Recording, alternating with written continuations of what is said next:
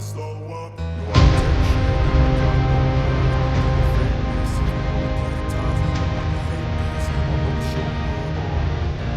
don't ever slow up, no I don't take shit. I got no love for the fakeness. If you wanna play tough and wanna hate this, I'll always show up and make a statement. I don't ever slow up, no I don't take shit. I got no love for the fakeness. If you wanna play tough and wanna hate this.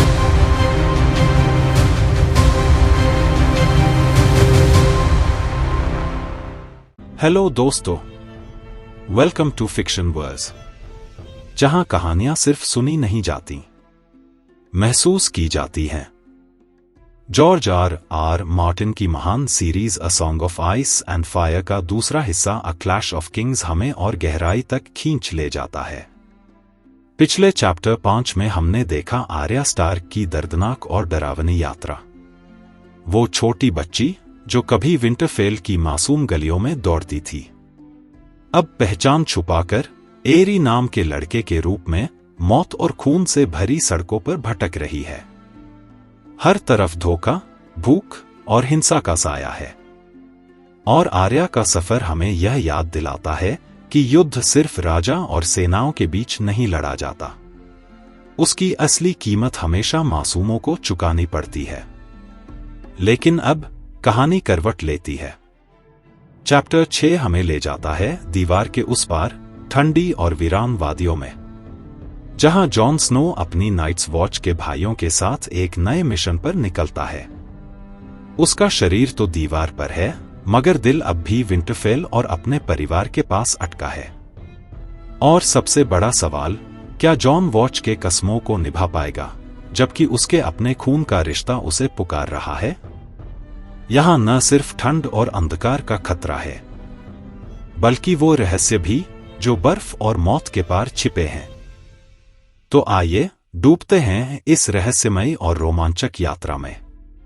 शुरू करते हैं अ clash of Kings chapter 6, Jon Snow.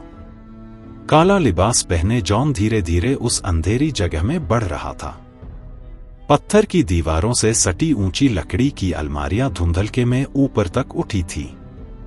उन पर चमड़े से बंधी पुरानी किताबें, प्राचीन स्क्रॉलों से भरे बिन्स और समय की महक तैर रही थी, कागज, धूल और सदियों की खुशबू। सैम, उसकी आवाज बेहद हल्की थी।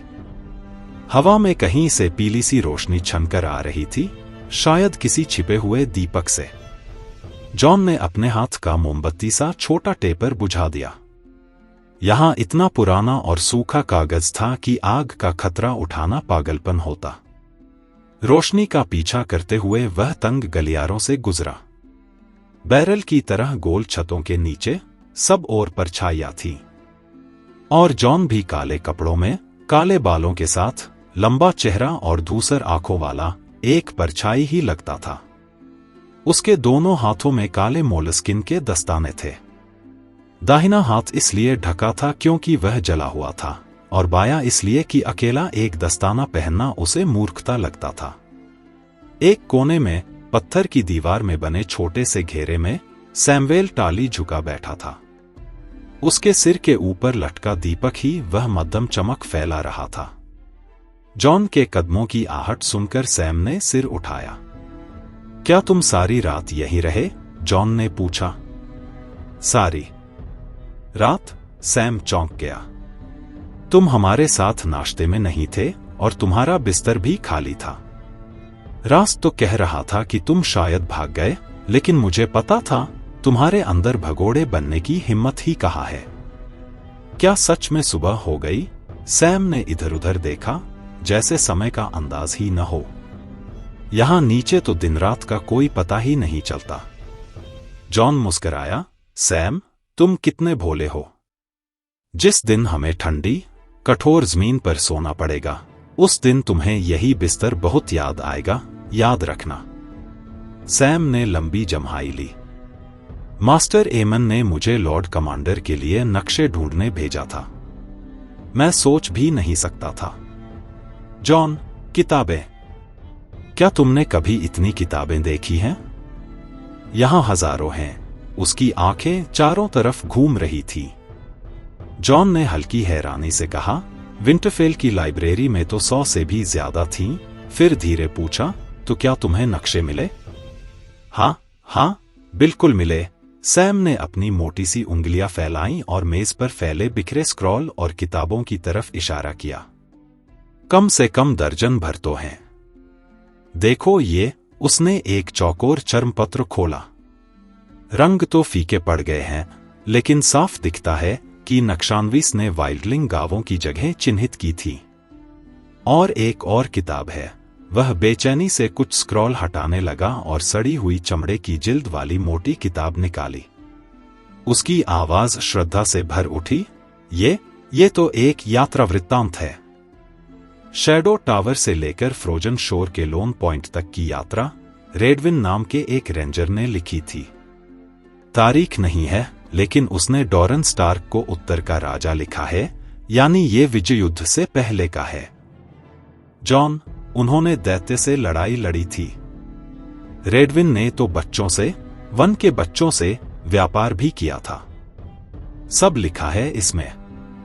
सैम ने किताब को ऐसे खोला जैसे कोई घायल चिड़िया हो। नर्म उंगली से पन्ने पलटे और बोला, देखो, उसने खुद नक्शे भी बनाए हैं।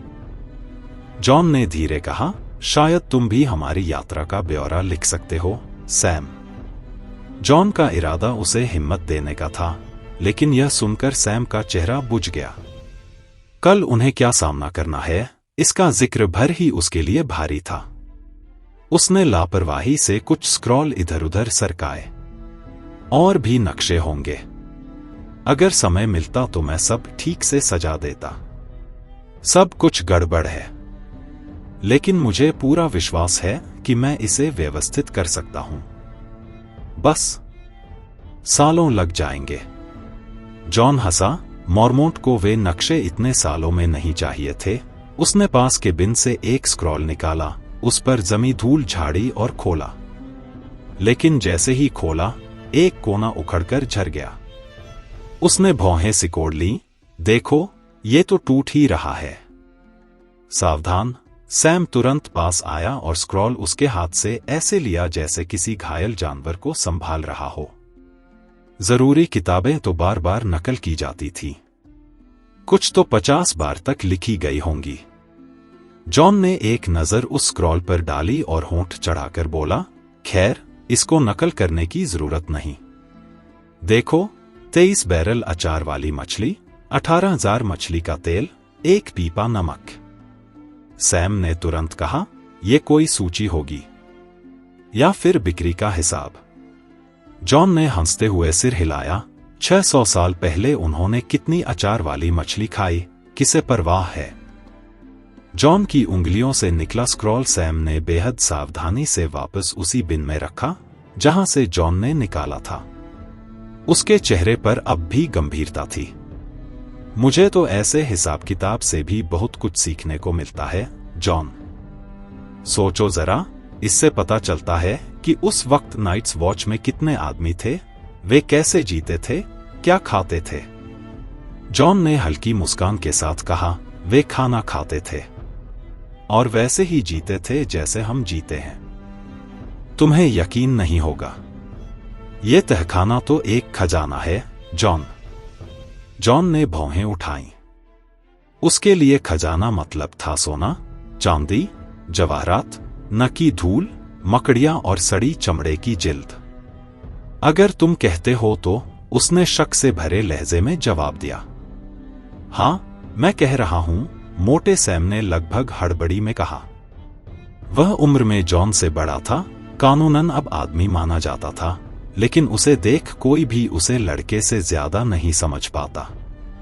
उसकी आंखों में चमक थी। मुझे तो पेड़ों के चेहरों की नक्काशी मिली है और वन के बच्चों की भाषा पर किताब। ऐसे काम जो सिटाडेल में भी नहीं है।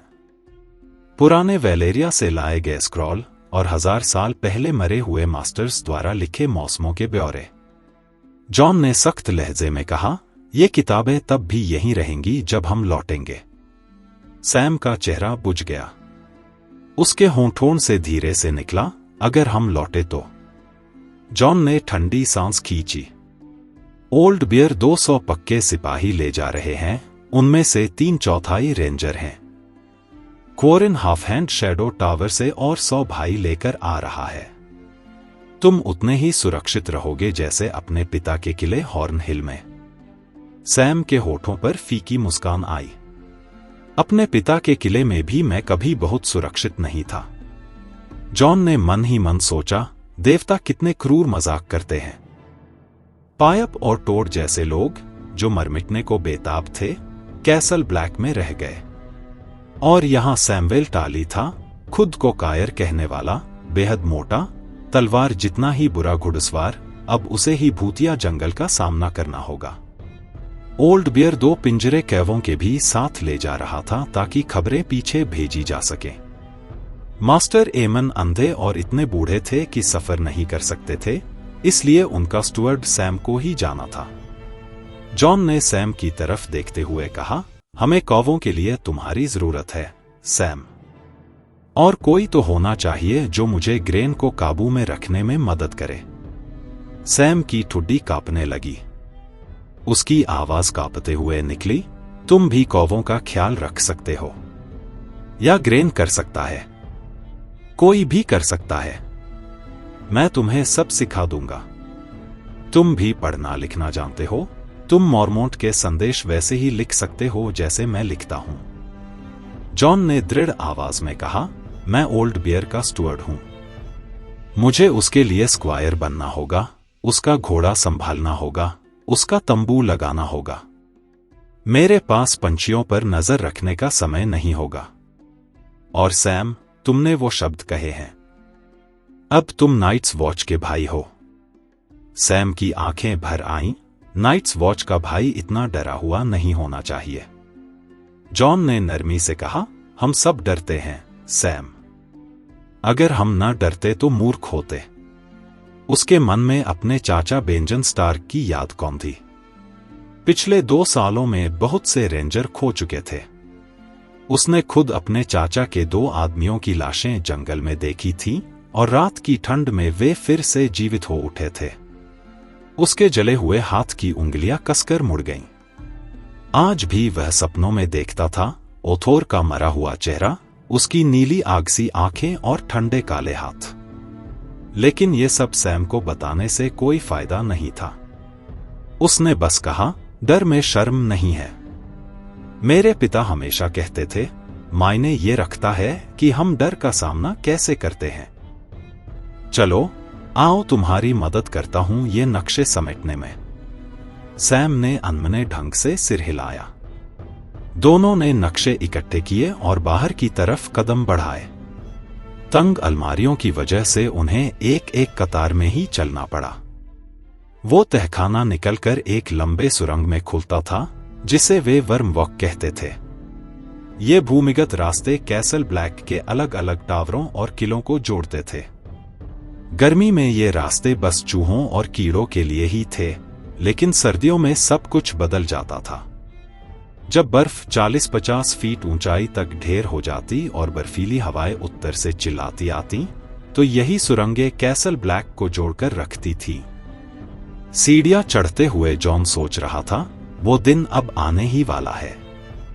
उसने खुद उस दूत को देखा था जिसे मास्टर एमन के पास सिटाडेल से भेजा गया था, एक विशाल सफेद कौवा, उतना ही खामोश जितना उसका डायरवुल्फ घोस्ट। उसे याद था जब वह छोटा था, तब उसने एक सर्दी देखी थी। सब कहते थे वो सर्दी छोटी थी और हल्की भी, मगर अब की बार सब अलग होगा। उसकी हड्डियां तक कह रही थी। जैसे ही वे ऊपर पहुंचे, सैम धौंकने की तरह हाफ रहा था। बाहर निकले तो ठंडी हवा ने जॉन की चादर को लहराकर थपेड़े दिए। घोस्ट अनाजघर की दीवार के पास सोया था, मगर जॉन को देखते ही जागा और अपनी झाड़ी सी सफेद पूंछ खड़ी करके उनकी तरफ दौड़ आया। सैम ने सिर उठाकर दीवार की तरफ देखा। 700 फीट ऊंचा बर्फ का पहाड़ सा, जैसे आसमान को छू रहा हो।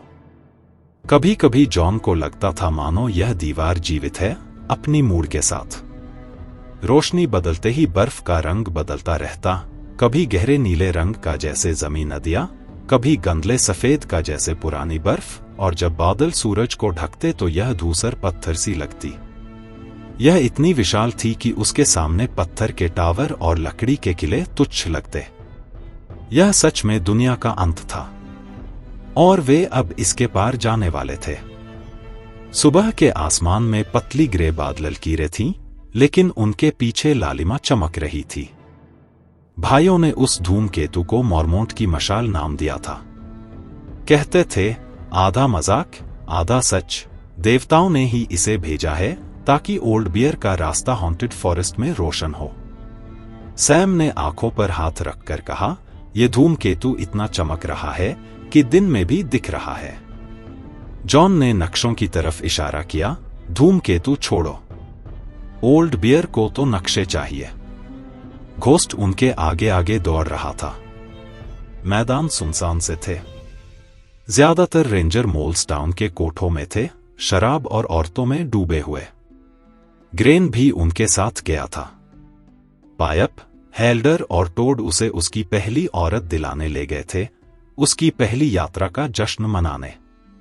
उन्होंने जॉन और सैम को भी बुलाया था, लेकिन सैम तो वेश्याओं से उतना ही डरता था जितना हॉन्टेड फॉरेस्ट से, और जॉन ने साफ मना कर दिया था।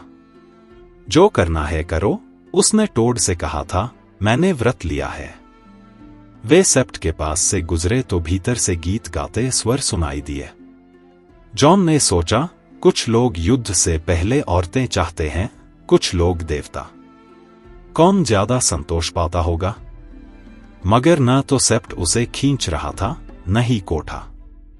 उसके देवता तो जंगली जगहों में रहते थे, वहां जहां वियरवुड अपनी सफेद हड्डियों जैसी डालियां फैलाते थे। उसने सोचा, दीवार के पार सातों देवताओं की कोई ताकत नहीं, लेकिन मेरे देवता वहां इंतजार करेंगे। आगे शस्त्रागार के बाहर सर एंड्रू टार्थ नए रंगरूटों को अभ्यास करवा रहे थे।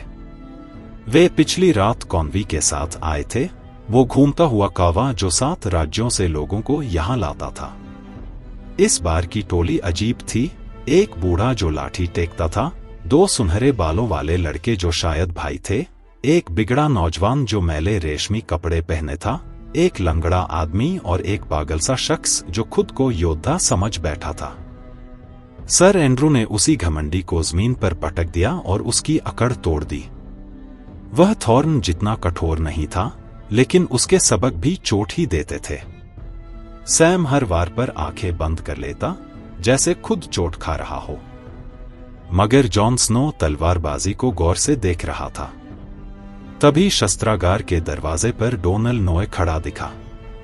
नंगे सीने पर चमड़े की एप्रन, बायां हाथ कलाई से कटा हुआ खुला था। उसका पेट बड़ा था, छाती चौड़ी, नाक पिचकी और जबड़ा काला खुरदरा। सुंदर तो नहीं था, मगर जॉन के लिए हमेशा स्वागत योग्य दृश्य था। आर्मर बनाने वाला यह आदमी अच्छा दोस्त साबित हुआ था।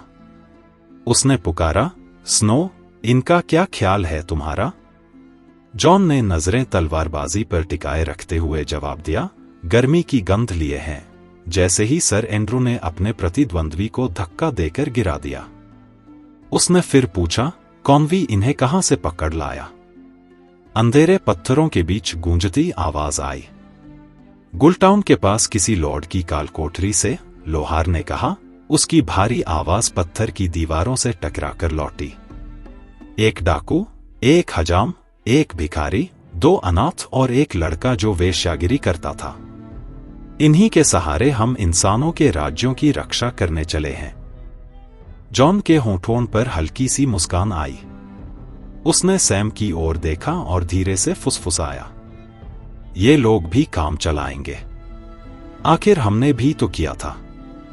नोए ने जॉन को पास खींचते हुए गंभीर स्वर में पूछा, क्या तुमने अपने भाई की खबर सुनी है? पिछली रात, जॉन ने गहरी सांस लेते हुए जवाब दिया। कॉन्वी और उसके साथी ये खबर उत्तर तक लाए थे, और तब से कॉमन रूम में सिर्फ उसी की चर्चा थी। जॉन खुद भी अब तक नहीं समझ पाया था कि वो कैसा महसूस करे। रॉब? राजा? वो भाई जिसके साथ उसने खेला था, लड़ाई की थी, पहली बार शराब का प्याला साझा किया था, मगर मां का दूध नहीं। उसने मन ही मन सोचा, अब रॉब जवाहरात जड़े प्यालों से समर वाइन पिएगा और मैं किसी धारा के किनारे झुककर अपने हाथों से बर्फ पिघलाकर पानी पीऊंगा। फिर भी होठों पर वफादारी झलक उठी। रॉब अच्छा राजा बनेगा, उसने कहा। लोहार की निगाहें पैनी हो गईं। सचमुच? उम्मीद करता हूं कि ऐसा ही हो, लड़के।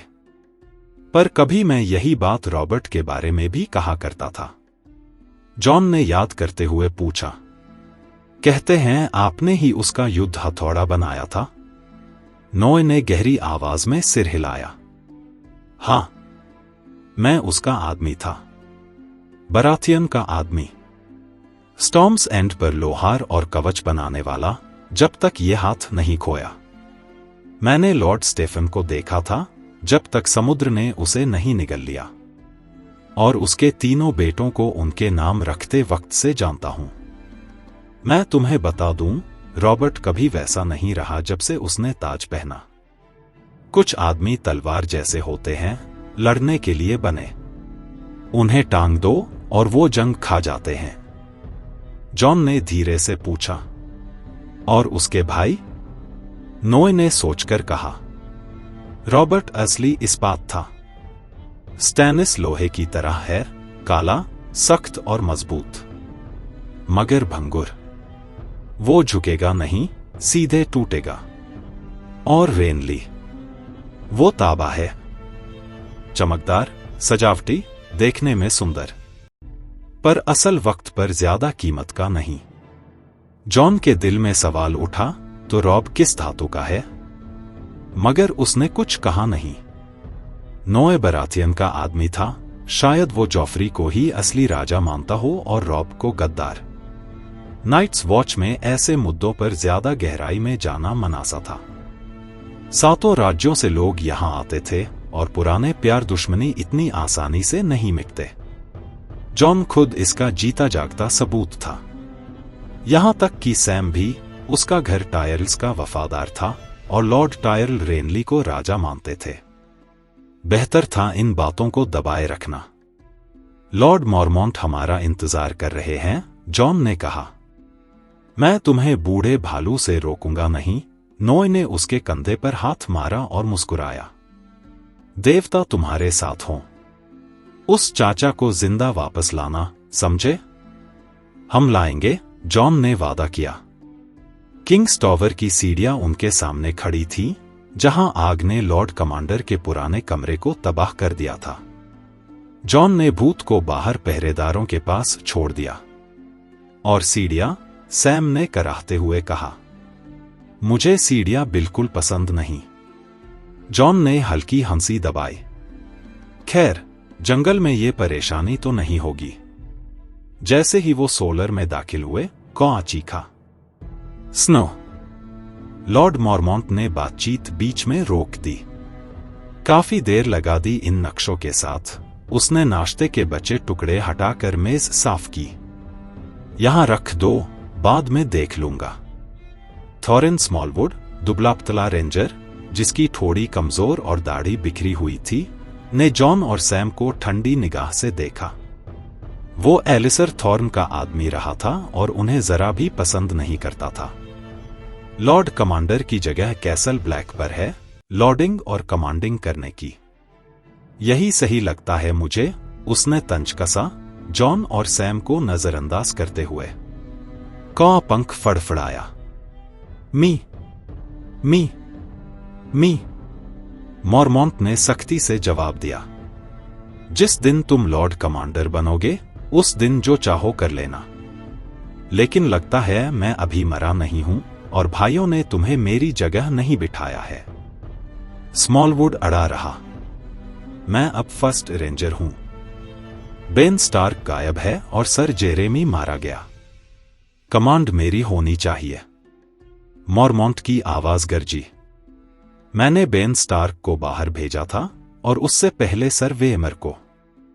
मैं तुम्हें भी भेजकर यहां बैठकर इंतजार नहीं करना चाहता कि कब तुम्हें भी खो दूं।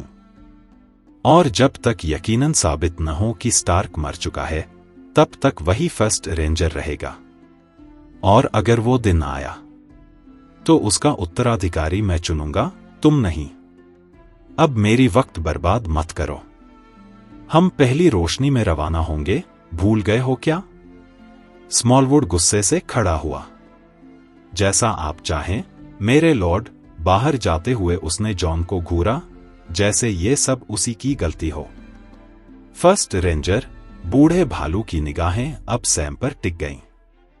मैं तो तुझे फर्स्ट रेंजर बना दूं। उसकी इतनी हिम्मत कि मेरे सामने आकर कहे कि मैं सवारी के लिए बूढ़ा हो चुका हूं। क्या मैं बूढ़ा दिखता हूं, लड़के? उसकी दाढ़ी जो सिर से पीछे हट चुकी थी अब थोड़ी से झूल रही थी, घनी और राखी सफेद सीने तक फैली हुई। उसने जोर से उस पर हाथ मारा। क्या मैं कमजोर दिखता हूं? सैम का गला सूख गया। उसकी आवाज बस एक छोटी सी चीख में निकली। जॉन ने जल्दी से कहा, नन्ही मेरे लॉर्ड, आप मजबूत दिखते हैं, जैसे कि। मुझे झूठ मत दो, स्नो। मैं जानता हूं जब कोई चापलूसी करता है। चलो ये नक्शे दिखाओ। मॉरमॉन्ट ने नक्शों को जल्दी जल्दी देखा, हर एक पर बस सरसरी निगाह डालकर गुर्राया। बस यही मिले तुम्हें? सैम हकला गया। मेरे लॉर्ड, वहां और भी थे, पर सब अस्त व्यस्त। इतने की सालों लग जाते। ये सब बहुत पुराने हैं, मॉरमॉन्ट ने शिकायत की। पुराने पुराने, कौन अभी चिल्लाया। जॉन ने धीरे से कहा, गांव भले ही बदल जाए लेकिन पहाड़ और नदियां तो वहीं रहेंगे। ये सही है। और टाली, क्या तुमने अपने कोय चुन लिए? सैम ने घबराकर कहा, मास्टर एमन आज शाम को खिला पिलाने के बाद चुनेंगे। मुझे सबसे अच्छे चाहिए, चतुर और मजबूत। मजबूत मजबूत, कौआ पंख फड़फड़ाकर बोला। मॉरमॉन्ट ने गहरी आवाज में कहा, अगर ऐसा हुआ कि हम सब वहां मारे गए तो मैं चाहता हूं कि मेरा उत्तराधिकारी ये जाने कि कहां और कैसे हम मरे। सैम का चेहरा सफेद पड़ गया, उसकी जुबान रुक गई। मॉरमॉन्ट झुककर उसकी आंखों में देखता बोला, टाली, जब मैं तुम्हारी उम्र से आधा था मेरी मां ने कहा था अगर मुंह खुला रखोगे तो कोई नेवला उसमें घर बना लेगा। कुछ कहना है तो कहो, वरना नेवलों से सावधान रहो। उसने हाथ हिलाकर डिसमिसल दिया। अब निकलो, मास्टर के पास जाओ, कुछ काम होगा। सैम घबराकर पीछे हटा और लगभग गिरते पड़ते बाहर भाग गया। उसके जाते ही मॉरमॉन्ट ने जॉन से पूछा, क्या वो लड़का सचमुच उतना ही बेवकूफ है जितना लगता है? फूल फूल, कौआ चीखा। मॉरमॉन्ट ने जवाब का इंतजार नहीं किया। उसका बाप किंग रेनली की काउंसिल में ऊंचे पद पर बैठता है। मैंने सोचा था उसे ही भेज दूं, मगर नहीं। रेनली किसी कापते मोटे लड़के की नहीं सुनेगा। मैं सर अर्नेल को भेजूंगा। वो काफी स्थिर है और उसकी मां तो हरेसेब वाले फौसोवे परिवार की थी। जॉन ने धीरे से कहा, अगर मेरे लॉर्ड चाहें तो आप किंग रेनली से क्या चाहते हैं? टेबल पर रखी उंगलियां भारी लकड़ी पर टकटक करती रहीं। हमें उन सब चीजों की जरूरत है जो किसी से भी मिल सके, लड़के। आदमी, घोड़े, तलवारें, कवच, अनाज, चीज, शराब, ऊन, कीले। नाइट्स वॉच कोई घमंडी नहीं है। जो मिलता है हम स्वीकार करते हैं। ओल्ड बियर की आवाज भारी थी, जैसे पत्थर की दीवारों से टकरा रही हो। अगर हवाएं मेहरबान रहीं तो सर एलिसर किंग्स लैंडिंग तक चांद बदलने तक पहुंच जाना चाहिए। मगर ये लड़का जॉफरी उस पर ध्यान देगा या नहीं, मुझे नहीं मालूम। लैनिस्टर खानदान कभी नाइट्स वॉच का दोस्त नहीं रहा। जॉन ने धीमी आवाज में कहा, थॉर्न के पास तो उस वाइट का हाथ है दिखाने के लिए। वो हाथ पीला, भयानक, काले सख्त उंगलियों वाला। कांच के जार में रखा हुआ, जो अब भी ऐसे हिलता डुलता जैसे जिंदा हो। मॉर्मॉन्ट ने ठंडी सांस छोड़ी। काश हमारे पास एक और हाथ होता, जिसे हम रेनली के पास भेज पाते। जॉन ने हिम्मत करके कहा, डाइवेन कहता है दीवार के उस पार कुछ भी मिल सकता है। ओल्ड बियर हंसा, नाक से जोर की आवाज निकालते हुए।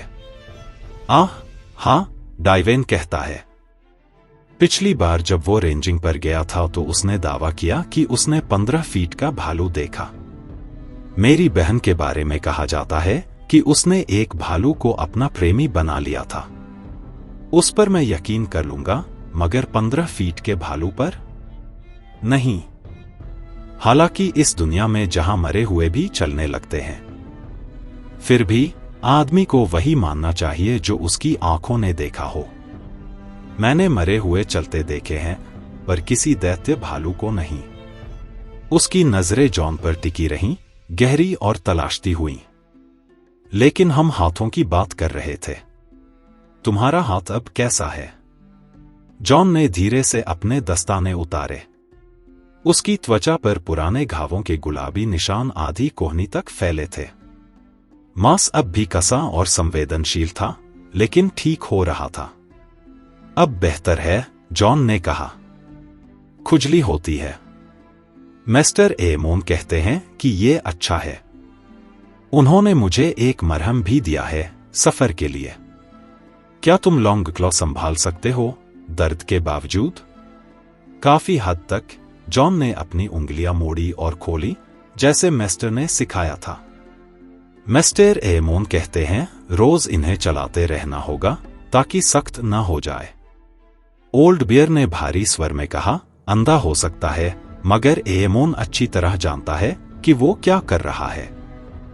मैं प्रार्थना करता हूं कि देवता उसे हमें और 20 साल तक दे। जानते हो, वो राजा भी बन सकता था। जॉन चौंक गया। उन्होंने बस इतना कहा था कि उनके पिता राजा थे, मगर मैंने सोचा शायद वो किसी छोटे बेटे थे। मॉर्मॉन्ट की आवाज धीमी पर भारी हुई। हाँ, छोटे बेटे ही थे। उनके पिता का पिता था डेरेन टारगेरियन, उसके नाम का दूसरा, जिसने डॉर्न को राज्य में मिलाया। समझौते के हिस्से के तौर पर उसने एक डॉर्निश राजकुमारी से विवाह किया। उससे उसे 4 बेटे हुए। एमोन के पिता मैकार उनमें सबसे छोटे थे, और एमोन उसका तीसरा बेटा। यह सब मुझसे भी पहले का किस्सा है, जितना भी बूढ़ा समझे स्मॉलवुड। जॉन बुदबुदाया। मिस्टर एमोन का नाम ड्रैगन नाइट पर रखा गया था। हाँ, और कुछ कहते हैं कि असल में वही ड्रैगन नाइट डेरेन का असली पिता था, न कि एगॉन द अनवर्थी। खैर, हमारे एमोन में ड्रैगन नाइट की मार्शल आत्मा नहीं थी। वो खुद कहा करता था कि उसकी तलवार धीमी थी, मगर दिमाग तेज। शायद इसी वजह से उसके दादा ने उसे सिटाडेल भेज दिया। 9 या 10 साल का रहा होगा, और उत्तराधिकार की पंक्ति में 9वां या 10वां भी। जॉन की आंखों में मास्टर एमोन का चेहरा उभर आया, झुका हुआ, झुर्रियों से भरा, अंधा और कमजोर। उसे छोटे लड़के के रूप में देखना कठिन था। ओल्ड बियर आगे कहता गया, जैसे किसी लंबे राज का पर्दा खोल रहा हो। वो किस्से सुनाता गया, कैसे एक वारिस टूर्नामेंट में मर गया, फिर उसके बेटे बीमारी में, कैसे डेरेन राजा बना और मर गया, कैसे मैकार ने गद्दी संभाली, कैसे एमोन को भी गुपचुप राजगद्दी की पेशकश की गई, मगर उसने मना कर दिया। उसने कसम खाई थी और वो नहीं टूटा। फिर उसने बताया, एरियन द मॉन्स्ट्रस, जिसने खुद को ड्रैगन समझकर वाइल्ड फायर पी लिया और जल मरा। और फिर ग्रेट काउंसिल, जिसने आखिरकार ताज दिया एगॉन को, 5वें एगॉन को, एगॉन द अनलाइकली। और एमोन, उसने सब छोड़ दिया ताकि कोई उसे उसके भाई के खिलाफ इस्तेमाल न कर सके। वो यहां आया, दीवार पर, और तब से यही है। तभी रेवेन जोर से बोला, किंग, और ओल्ड बियर के कंधे पर आकर बैठ गया। किंग, वो फिर बोला। जॉन मुस्कराया। उसे ये शब्द पसंद है। आसान शब्द है, मॉरमॉन्ट ने धीरे से कहा, उंगलियों से उसके पंख सहलाते हुए। आसान है बोलना, आसान है पसंद करना। किंग, रेवन ने एक बार फिर पुकारा। जॉन हंसते हुए बोला, मुझे लगता है वो कह रहा है कि आपको मुकुट पहनना चाहिए, मेरे लॉर्ड। ओल्ड बियर की आंखें गहरी और गंभीर हो गईं। इस राज्य में पहले ही 3 राजा हैं और ये 2 ज्यादा हैं मेरी नजर में। उसकी नजरें फिर से जॉन पर टिक गईं, जिससे जॉन को अजीब सा महसूस हुआ। जॉन ने धीरे से पूछा, मेरे लॉर्ड, आपने मुझे ये सब क्यों बताया? मिस्टर एमोन के बारे में। ओल्ड बियर ने चेहरा घुमाया। क्या मुझे कोई कारण होना चाहिए? फिर उसकी आवाज भारी हो गई। तुम्हारा भाई रॉब को उत्तरी सरदारों ने अपना राजा घोषित कर दिया है। तुम्हारे और एमोन में एक बात समान है, एक राजा, भाई के रूप में। जॉन की आवाज में दृढ़ता थी। और एक और बात भी, एक वचन। मॉरमॉन्ट ने जोर से सांस छोड़ी। रेवेन फड़फड़ाता हुआ पूरे कमरे में चक्कर लगाने लगा। हर वो आदमी गिन लो जिसने वचन तोड़ा है, और तुम देखोगे कि दीवार पर कभी रक्षकों की कमी नहीं होगी। जॉन ने आंखें झुका ली। मैंने हमेशा जाना था कि रॉब विंटरफेल का लॉर्ड बनेगा। मॉरमॉन्ट ने सीटी बजाई।